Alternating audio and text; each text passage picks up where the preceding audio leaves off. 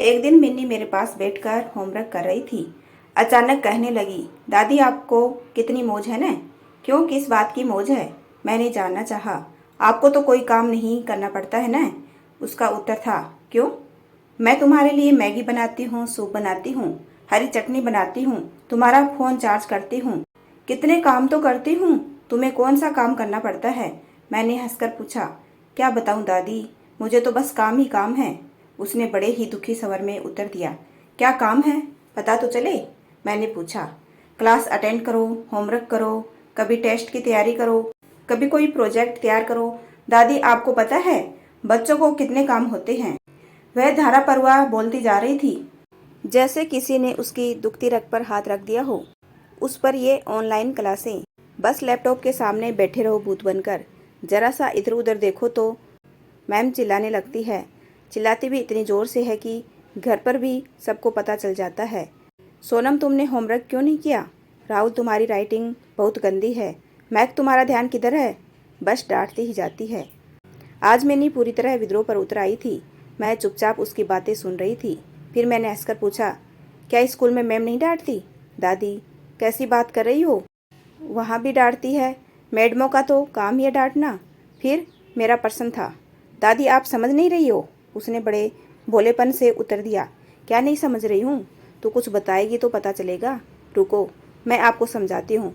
School में भी ma'am डांटती है, पर हम लोगों को बुरा नहीं लगता है, क्योंकि डांट तो सबको पड़ती है, इसलिए क्लास में सब बराबर होते हैं। कभी कभी तो पनिशमेंट भी मिलता है, पर किसी को पता तो नहीं चलता। यहाँ तो अपने ही फ्रेंड्स के पेरेंट्स तक को पता चल जाता है। सबके सामने इंसल्ट हो जाती है ना। वह गंभीरता पूर्वक बोली। हाँ, बात तो तेरी ठीक है। हमें स्कूल में मैम से डांट पड़ी है, घर पर तो किसी को पता नहीं चलना चाहिए। मैंने मन ही मन मुस्कुराते हुए उसकी बात का समर्थन किया। समर्थन पाकर वह बहुत खुश हुई। शायद बचपन से ही हमारे मन में यह भावना घर कर जाती है कि हमारी गलतियों का किसी को पता नहीं चलना चाहिए। अब वह पूरी तरह अपनी रोम में आ चुकी थी। मुझे अपना रामदान बनाते हुए बोली, दादी, मैं आपको एक बहुत ही मज़ेदार बात बताऊं? आप किसी को बताएंगी तो नहीं? उसने पूछा।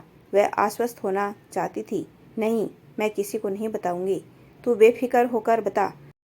मेरा उत्तर सुनकर वह बोली, जब किसी बच्चे पर मैम नाराज होती है तो सारे बच्चे नीचे मुँह करके या मुँह पर हाथ रख कर हंसने लगते हैं। मैम नाराज नहीं होती, मैम को पता ही नहीं चलता है। और वह बच्चों को क्या फर्क पड़ता है? रोज किसी न किसी पर मैम गुस्सा होती ही है। यह सुनकर मुझे हंसी आ गई। सच ही है, हमाम में सब नंगे। एक और मज़ेदार बात बताऊं दादी? अब वह बहुत खुश लग रही थी। हाँ हाँ, ज़रूर। जब मैम ब्लैक बोर्ड पर लिखती है ना, तो क्लास की तरफ उनकी पीठ होती है। तब हम लोग बहुत मस्ती करते हैं। कुछ लड़के तो अपनी सीट छोड़कर उधम मचाने लगते हैं, और जैसे ही मैम उठती है, सब अपनी अपनी सीट पर चुपचाप बैठ जाते हैं। मैम को कुछ पता ही नहीं चलता। हम लोग स्कूल में बहुत मज़े करते हैं। घर पर तो मैं बोर हो जाती हूँ। उसने निराश होकर कहा। बस सारा दिन घर में बैठे रहो। इस करुणा ने तो पागल कर दिया है। उस पर सुबह सुबह जब अच्छी नींद आती है तो मम्मा ज़बरदस्ती उठा देती है। दोपहर को जब मुझे नींद नहीं आती तो कहती है, अब थोड़ी देर सो जाओ। पहले भी तो ऐसा ही था। मैंने कहा, दादी आप समझ नहीं रही हो। पहले मैं स्कूल जाती थी इसलिए थक जाती थी। अब दिन में सो जाती हूँ तो रात को नींद नहीं आती है, पर सुबह सुबह उठना पड़ता है ना। और ये पापा बार बार कहते हैं बुक रीडिंग कर लो। मुझे परेशान करके रख दिया है सबने, उसने दुखी स्वर में कहा। फिर कुछ देर कुछ सोचने के बाद मुझसे पूछने लगी, दादी मैं कब बड़ी होंगी? मिनी का प्रश्न सुनकर मैं हैरत से उसकी ओर देखने लगी। मन सोच में डूब गया। अक्सर बचपन में हम जल्दी बड़े होना चाहते हैं, पर बड़े होने पर दुनियादारी में फंसकर हमारी बचपन की निश्चलता, भोलापन सब पता नहीं कहाँ गायब हो जाते हैं। उम्र बढ़ने के साथ ही जिम्मेदारियों के बोझ तले दबते ही चले जाते हैं। धीरे धीरे जिम्मेदारियों का निर्वाह करते हुए हम स्वयं शारीरिक, मानसिक एवं भावात्मक रूप से कमजोर हो जाते हैं। दूसरों का बोझ उठाते उठाते हम स्वयं सब पर बोझ बन जाते हैं। फिर याद आती है उस उम्र की बातें जो लौट कर कभी नहीं आती है।